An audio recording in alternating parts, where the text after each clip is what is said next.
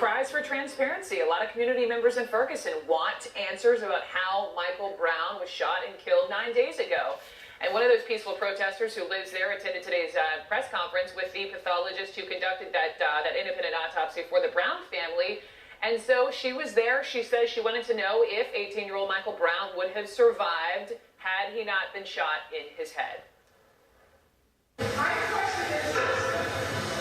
The four shots that entered his body first, I'm assuming that he could have survived, am I correct? Yes, he could have survived all the shit. That's good. I should have mentioned something.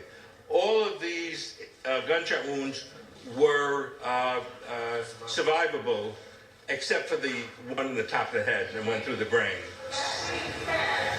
And all of us here know what happened to Michael. Why hasn't the officer Wilson been arrested?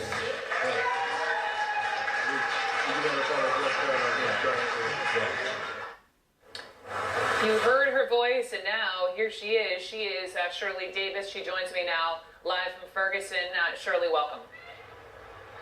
Thank you very much. Thank you for having me. You got it. You were the only non-press person at that news conference. You asked those two questions. Do you feel like you got your questions answered?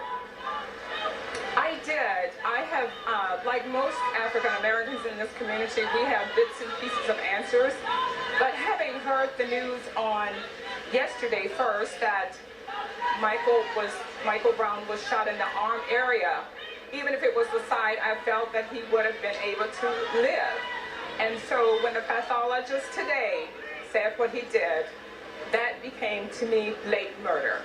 That's to me. It was unethical for him to just go up and shoot him in the head. So again, a lot of people are outraged because of the brutality and the audacity of this officers to still be able to just walk around as if nothing has happened. And the prosecutor has not done anything to arrest him. That's why there is so much unrest.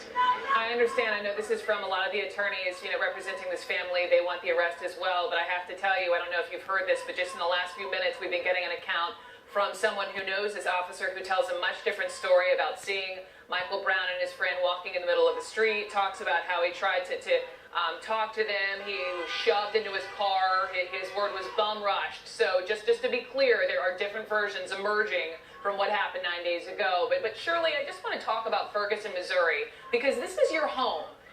You have a son, you have a 13-year-old grandson, and when it comes to interacting with the police, what have you taught them? Yes, I do have a 13-year-old grandson, and I have 2 adult sons. From the time my sons began to drive, I've taught them how to not answer any questions unless they're asked when approached by the police. Accept the ticket.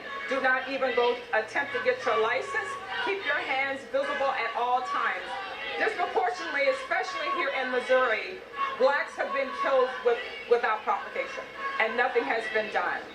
And so I wanted to say that, but also to, if I may, I want to say to America, the people that are protesting, 90%, 95 are good people. It's only a few that are destroying the property. And unfortunately, that is what hit the news. Back to your initial point, listen, I'm from the South, and I'm not African American, but I have several friends who are, and they have told me through the years that they have had to do the exact same thing when it comes to interactions with police. And I think a lot of people absolutely agree with you. But let me ask you, back to your point about how you and many in the community feel that this officer should be arrested. Let's flash forward hypothetically. What if it is determined that use of force is justified? What if this officer is not disciplined? What if this officer is not charged? What then, Shirley? I cannot speculate, because you can see the unrest with just the officer not being arrested. So imagine what would happen if he's set free. However, I cannot believe that anyone would sit by and let this officer walk free, having shot this young man in the head twice. And the thing that bothers me more than one of the things is they're trying to portray him as a person of viciousness, and he is not that. He is a teenager, and teenagers do sometimes do things that are inappropriate. If he had stole 1 cigarette or 50 or a Cadillac, there's still no reason for this kind of action. And disproportionately, black youth are killed and nothing is done about it. This time, I'm hoping that America will open their eyes and see. Here, in Ferguson, disproportionately, we don't have the representatives that are of color. We have very, very few representatives in this area, and especially with the police department. But